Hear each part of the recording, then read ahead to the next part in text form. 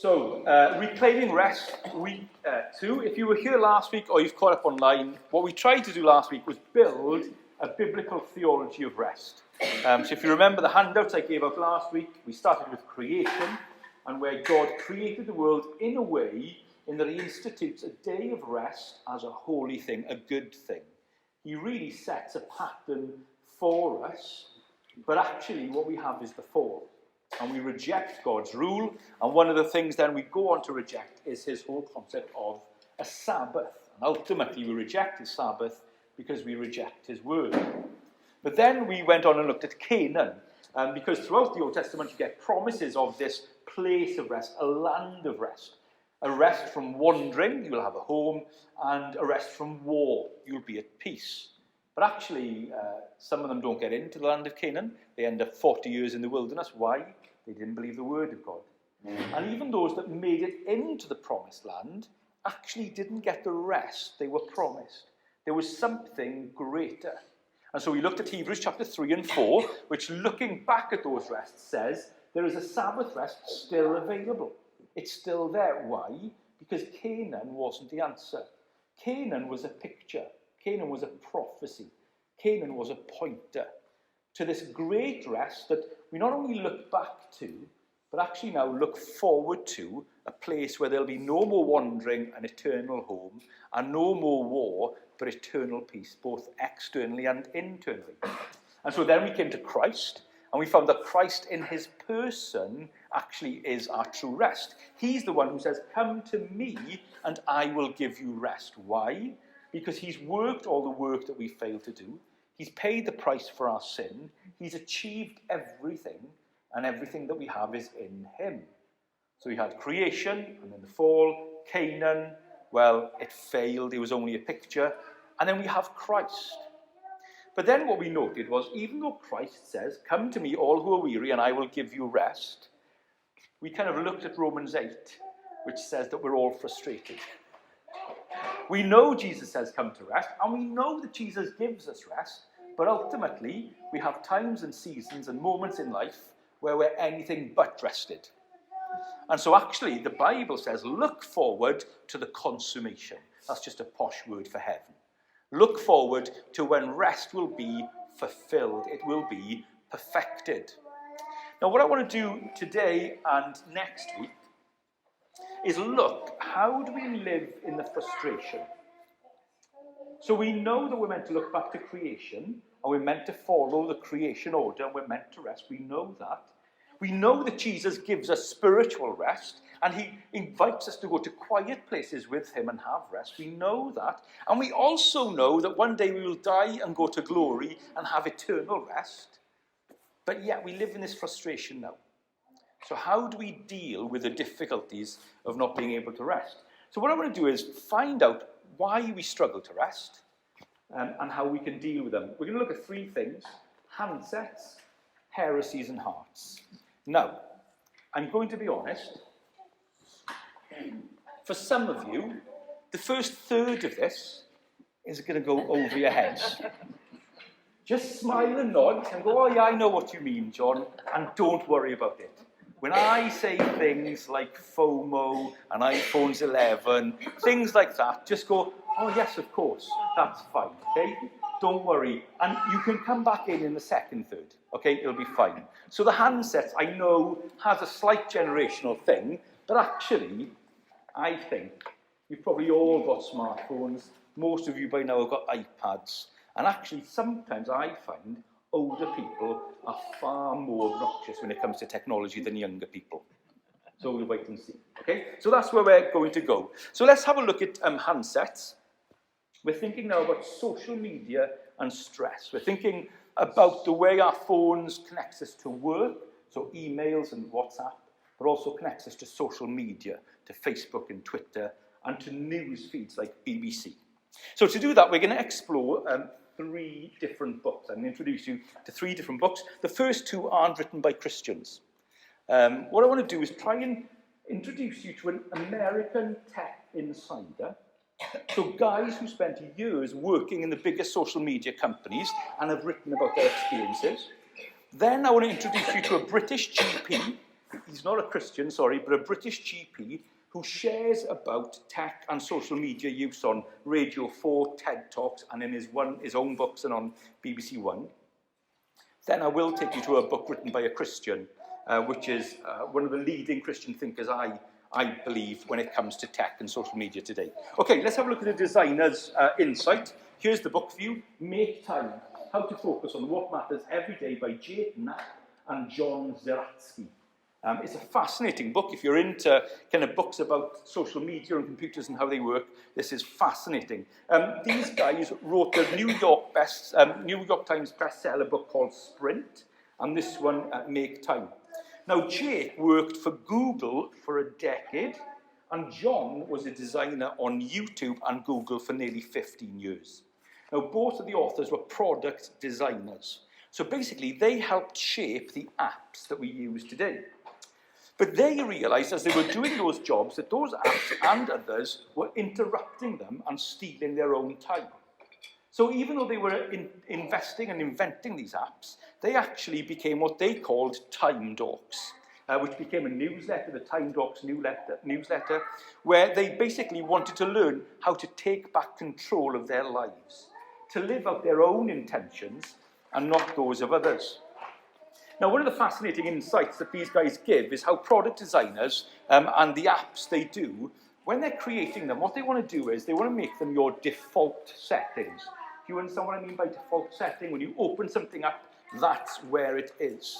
And really, they don't just want it to be a default setting on your phone, they want their apps to be a default setting in your heart, a default setting in your life. So they write, our phones, laptops, and televisions are filled with games, social media, and video. Everything is at our fingertips, irresistible, even addictive. Every bump of friction is smoothed away. So really, what these guys say is, in their job, they are paid to get rid of friction. So what I mean is this. If something's hard to do, you're less likely to do it.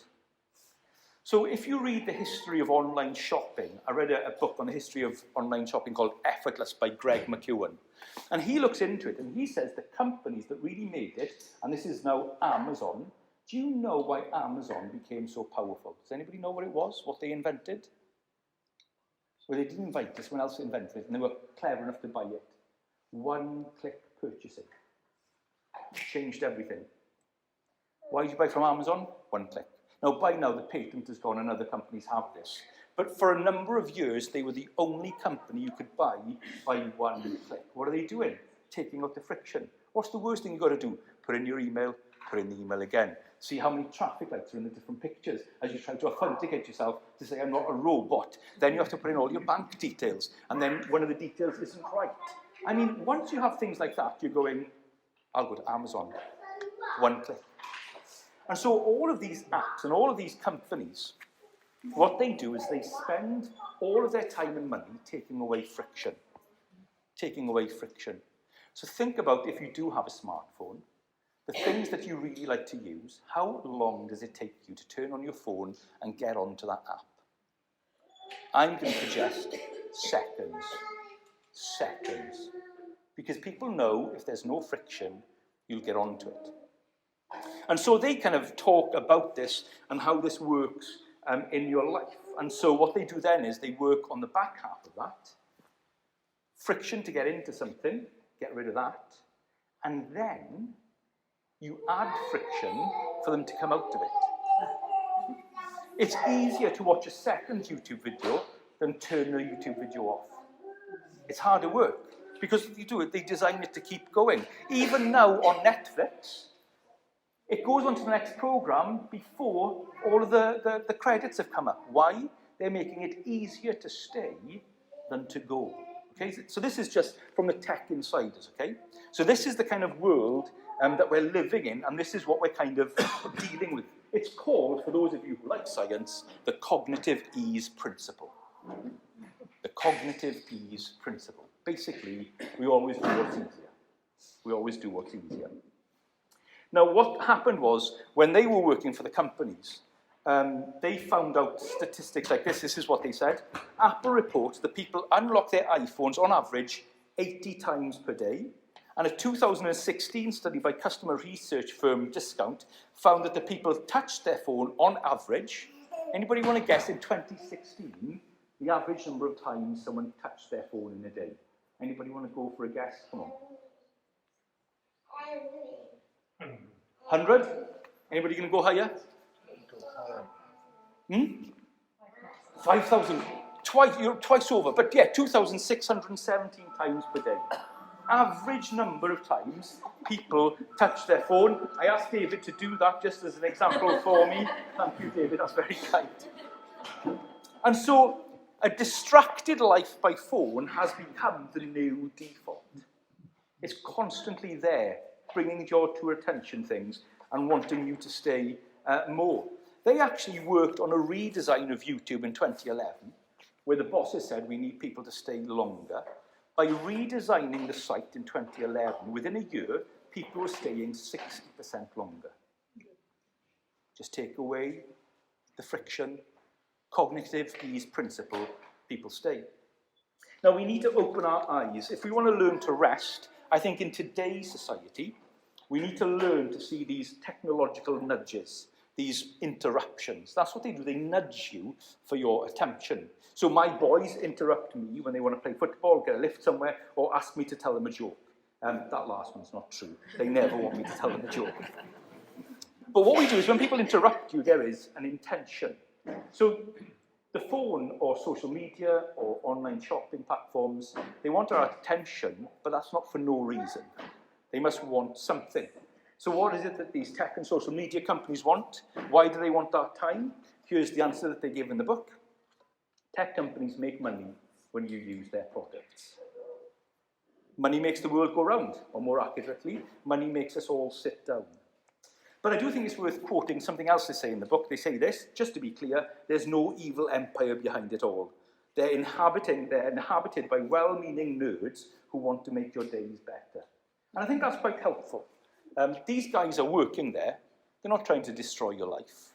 They actually think they're making our lives better, making it easier to get onto these apps, and they just want to make money. So please understand, I don't believe that Mark Zuckerberg lives on a Death Star or that Steve Jobs lived in a volcano stroking a white cat. Those aren't the truth. But the problem is, by taking away the frictions, bringing in this kind of cognitive ease principle, actually it doesn't kind of bring into mind the addictive nature of our personalities. And when those things come together and they collide, there can be a whole host of problems. So let's move from the Americans. Let's go to the British GP. Any Dr. Chatterjee fans out there? This was, I'm not going to say who, but a church member bought me this when I was looking particularly overweight and stressed. So bought me the 4-pillar plan, and it's a great book. Let me kind of see what he says, because this book is a kind of book that helps you to learn to relax, eat healthily, sleep well, and do some exercise. Now, whilst the book has a very annoying habit of saying that everything good in the world comes from our caveman days, actually, if you read the book and kind of ignore that, there's some principles in here which are fascinating. I think actually the majority of the book, I would say 80% of it, you can find in the Bible. They're just all very scriptural. But the reason for looking at this book is to show how a medic in the UK views tech and social media. So you see, one of his big tips for living a longer, healthier life is what he calls screen-free Sabbath. Really fascinating. It's a secular book by a British GP. One of his bits of advice is a screen-free Sabbath. Those are his words. The strapline of the chapter says this: every Sunday, turn off your screens and live your day offline. Why should we do this? This is what he says. It's now thought that there are more mobile devices on the planet than people.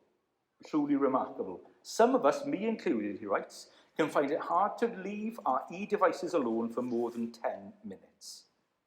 Okay, but what's so bad about that? Well, he goes on to talk about how a father can't play with his son undistracted, or the constant ping of the phone demands attention. He talks about the fact that we check work emails on our day off, and how often we open our eyes in the morning and go straight to our phones and the news feeds and Twitter. And the outcome is clear. This is what he writes. This contributes to a wider problem, one that's become exponentially more problematic since the introduction of smartphones. We're finding it harder to switch off. 5 years ago, I was convinced that the root cause of most complaints I saw in my practice was poor diet. Now I'm convinced it's stress. It'd be fascinating to ask kind of GPs and health professionals in our church. But where he's working, I think Manchester, he's seen that switch from poor diet to stress.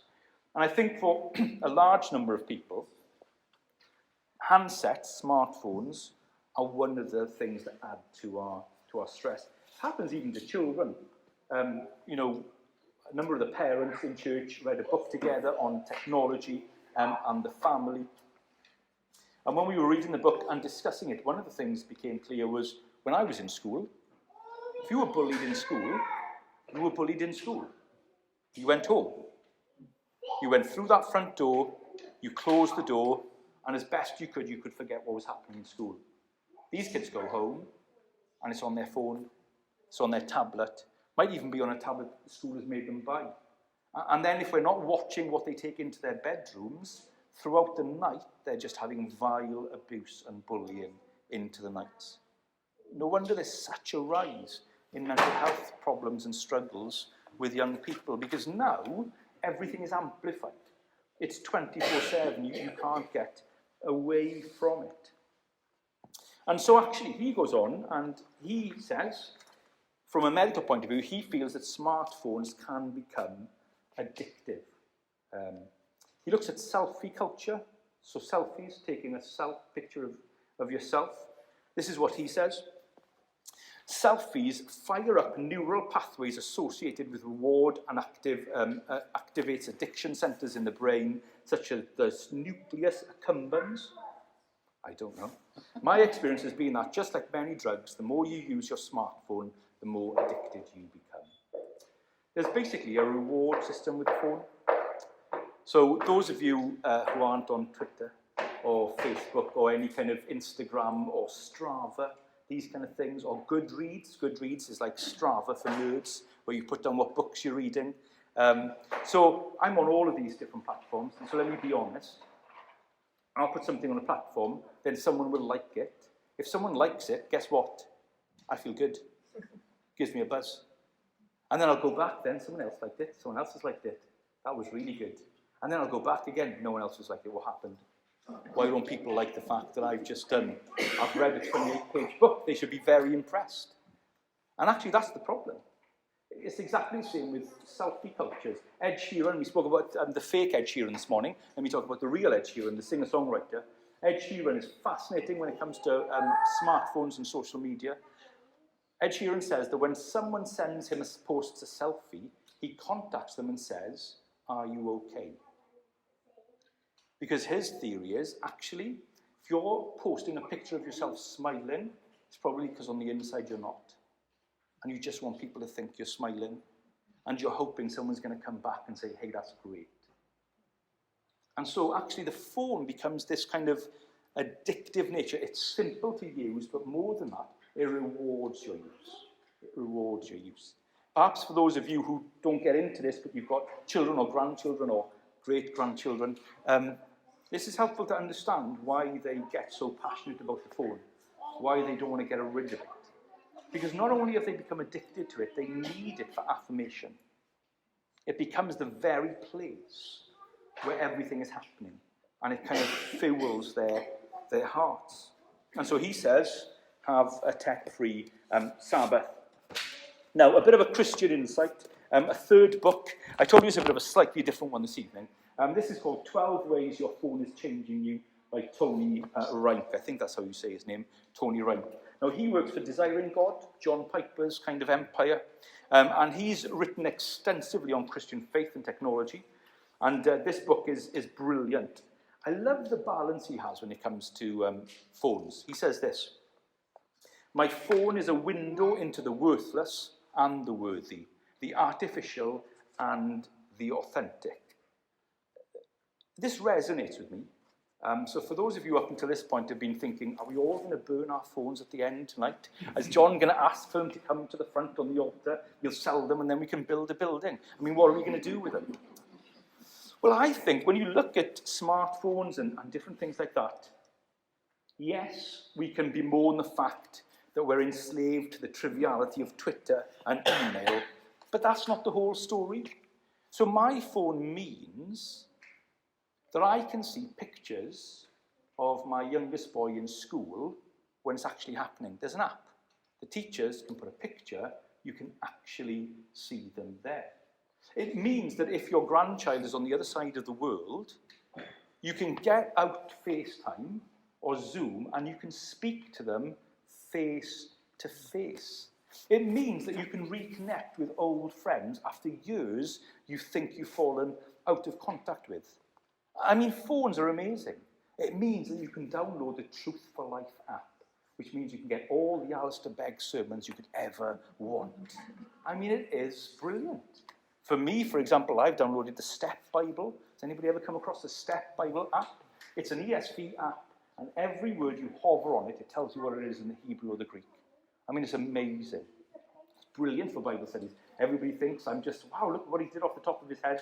No, I just looked at my phone. We can't all be Dan King. I mean, I just love it. These apps are brilliant. And so the phones, we've got to see, you know, they can be good and they can be bad. And interestingly, Wright gives a kind of aim in this book. This is what he says. He says, my aim is simple. I want to ask the question, what is the best use of my smartphone that is the flourishing of life? I think we've got to believe that technology can be a part of flourishing in life. Otherwise, we may as well just get rid of them completely. And so he digs in and looks there. He goes on to say this at the end. When we use our smartphones rightly, their shining screens radiate with the treasure of God's glory in Christ. That's quite a promise, isn't it? But I think that is true. So, those are the handsets. That's a little bit of a look behind the scenes. Now, we need to move on and ask the question, why do we let that happen? Because I don't believe that American tech firms have enough power to get me to do something I don't want to do. I'm not there going, I must not click, one-click purchase, don't do it. No, it's so nice. We never do that. Everything I do with my phone, I choose to do. Everything I do with my screen, I choose to do. Your phone can't get you to do something you don't want to do. So what these companies have got to do is find out what your heart wants, give it to you, and you'll do it. It's really, really important. It's not evil phone, poor old me. That's not the situation at all. And so we need to do a bit of a deep dive, and this is going to be a little bit of a deep dive. What is it in our hearts that means that we buy into all of this? Why do we let it happen? So this is the heresies, okay? So we're going to go into some heresies. They're not Christological heresies from the 2nd and 3rd century, and we're not going to look at that. But rather, they're truths that aren't true. They're lies. They're kind of heresies that fuel us. You see, the deepest problem with tech and social media is not the distractions and the addictions per se, but what they do to our hearts, to our soul, to our inner being. In a sense, what they're going to do is play on our idols. Tim Keller, in his book Counterfeit Gods, very good book, Counterfeit Gods by Tim Keller, he says that anything can be an idol and everything has been an idol. And really what tech and social media do is they have portals into numerous functional idols. Now, we're not going to look at it this evening. The most destructive is pornography. But that is a completely separate session on its own. And I'm not going to go into that. But simply put, one of the most, if not the most destructive uses of phones and screens is pornography. But I want to look at the more subtle ones that we might not be aware of other idols that we might not consider, other vices. And so we're going to kind of look at them, because what happens is, this is what Keller says, idols come to us and they offer us what we're looking for. And at the start, our idols are lovely. So you see, work email can be an idol. You know what the great thing about getting a work email on your day off is? Must be important. They've emailed me on my day off. And do you know what the best thing about responding to a work email on your day off is? Now you know I'm important, and I'm busy. And the greatest currency in our society is busyness. That's why when someone wants you to do something, they'll come to you and say, I know you're really busy. Do you know why they say that? It's because it's flattery. It's the best way to flatter someone today. If you went to someone, hey, I know you haven't got, much happening. You've got loads of time. What are you saying to the person? Saying you're worthless. It's fascinating, isn't it? You start to see why we're frustrated in our rest. We're starting to unpack a little bit here. And so these idols like email come and they just offer us these kicks. I feel great now. I've answered the email. But very soon, answering those emails on your day off becomes something you resent. I don't want to answer that email again, but no, you have to answer it because you answered the other one. And now actually you're trapped in a place now where you can't not do it. And so what Tim Keller says is the idols of Rome and the false gods of yesteryear, what did they do in the end? They always demanded blood. They always demanded sacrifice. So what does the God of work email demand? Sacrifice your family on the altar of worthiness. Have you ever seen that? Every once in a while you're in a coffee shop or you're in a restaurant and you can see a child sitting at a table just looking longingly at the parent and the parent looking at their phone. It's one of the saddest things in the world. That is a God, an idol, that has got his pound of flesh. From a little email that made you feel good 3 months before. Do you see, these come in and it takes away all of our rest. But friends, here's the amazing news. You can say no. But to say no, you've got to know the heresies that get us there. And I think there's a number of heresies. There's different ways of doing it. I want to share, how much time have we got? Let me share 2 sets of heresies from 2 different writers. The first one is by a guy called Zach Erskine. Zach Erskine is a great American writer, a great Christian. And he's written a book called Sensing Jesus. It's a brilliant, brilliant book. And he talks about these kind of idols that we fall for. So he says, when it comes to Christians, the first heresy we fall for is this: everywhere for all. That is, we have a desire, all of us, to be omnipresent. Does anybody want to be omnipresent? You just want to be there for people, don't you? You just want to help people. You wish you could be in 3 places at once. Now, social media comes along on the phone, and that creates FOMO, fear of missing out. You want to be everywhere at all times. The thing about phones and the thing about social media and the internet is that it's like having a Star Trek teleportation system. You can, in a sense, be in more places than one place at once. And that is something we love about that, isn't it? Isn't there something you love about being in a church meeting? None of you are doing it now. But being in one church meeting, but actually messaging someone somewhere else at the same time. You're in 2 places now. You're omnipresent. You are God. The other one is, and the problem with trying to be omnipresent is you end up being present nowhere. You're just never present anywhere. The other one that Zach Erskine goes after is fix it all, our deep longing to be omnipotent. That's the other thing, isn't it? Wouldn't we love to be able to just sort everything out for everybody?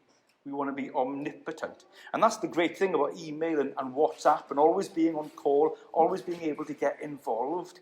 We think that actually we can sort everything out. And it's addictive. I think years ago there was lots of things we just didn't know were happening. Now we know everything. And now we want to be a part of everything. He goes on and says, another danger for us is know-it-all. We must be, which is probably the most obvious of the temptations, which is the desire to be omniscient, to know everything. And that's the thing. With a phone, you can know every fact. You can Google everything. You can know everything. But not only that, you can know everything about someone else.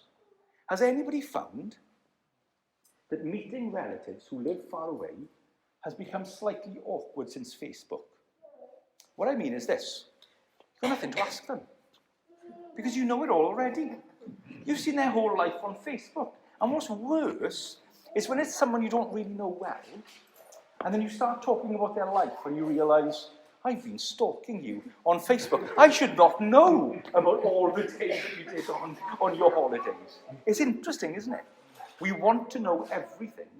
And so how often have you ever found yourself scrolling through things, and if you're honest, do I need to know this? Is this important? And then we get angry about things. I get really angry about problems in churches that aren't my church. Trust me, I've got enough problems in my own church. But it's funny, you see something happening in a church and where, oh, I need to know about that. I mean, at the moment, I am fascinated by it and interested in it and praying for it. There's report of revival breaking out in America.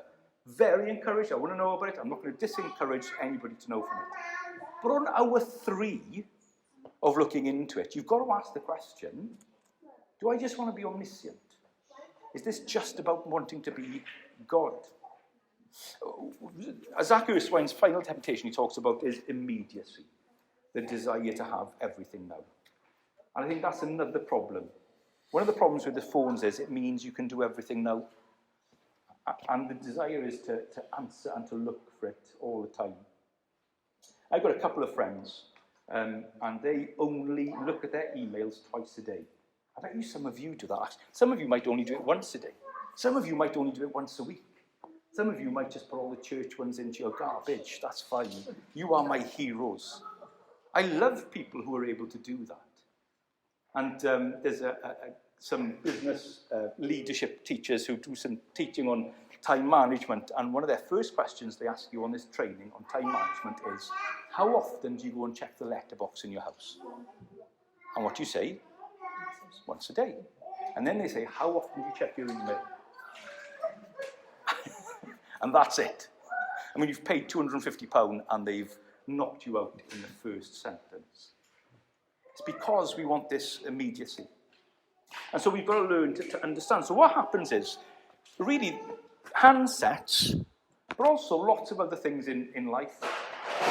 The charities that you're involved in, the local community groups that you're part of, the choirs you're a part of, WhatsApp groups, whatever it is we're involved in, one of the reasons for our frustration in rest is because we don't rest in God, but we believe the heresies that we are God.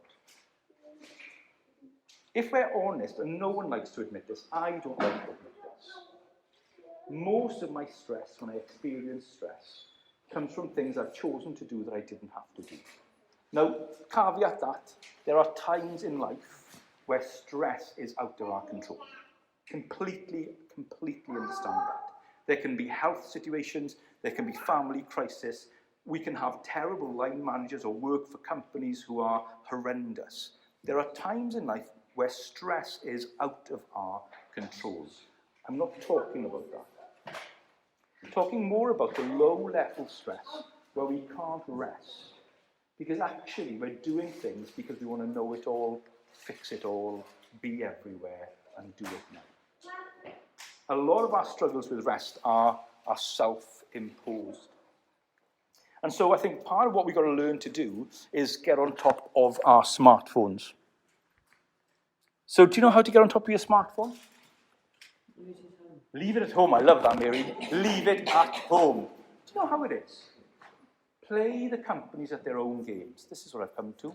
Play the companies at their own games. If they want to get rid of friction, you add friction. If you want to be on Twitter less, do you know how you do it? You take off the app, you stop your phone remembering the password, and every time you want to go on Twitter, because there's nothing wrong with going on Twitter, you go on the internet browser, you find the website, and you put in your email and password manually. You'll still go on Twitter, but you'll go on Twitter a lot less. If you want to know how to spend less on Amazon, turn off one click. Don't let it remember your credit card details.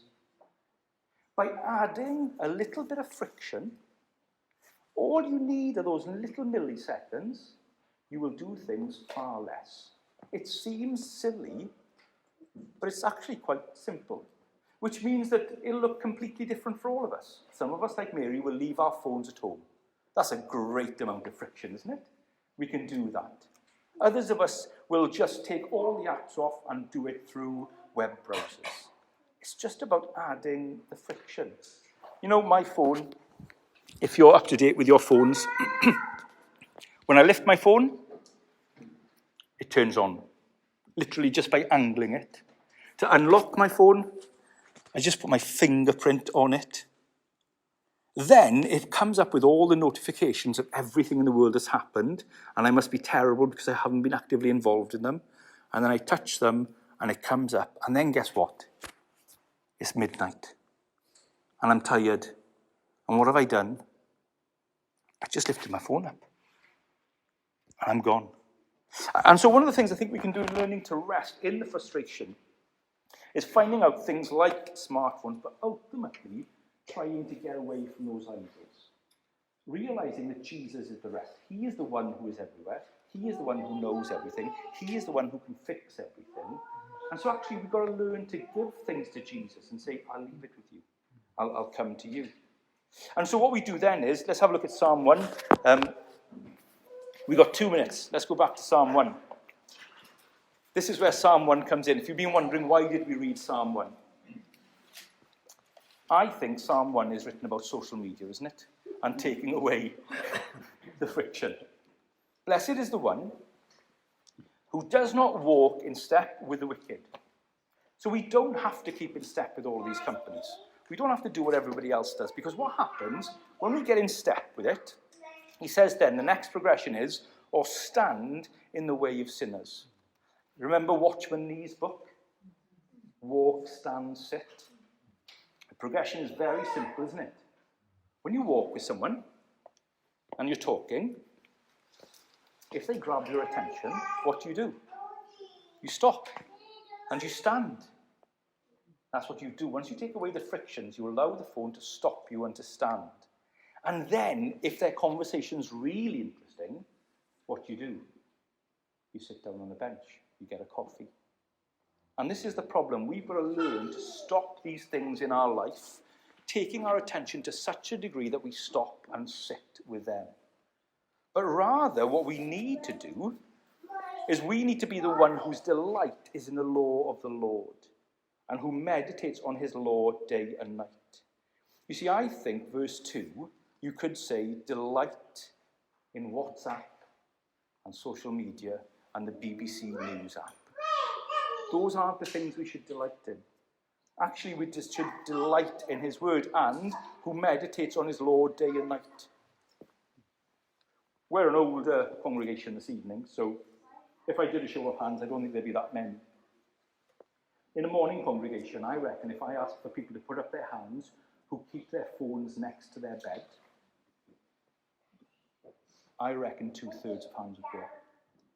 And if I asked, what is the last thing you look at night? It would be their phones. And if I asked, what is the first thing you look at in the morning? It would be their phones. And I think you would struggle to find a Christian who prays before they sleep and not looks at their phone before they sleep, and who reads their Bible before they look at the phone.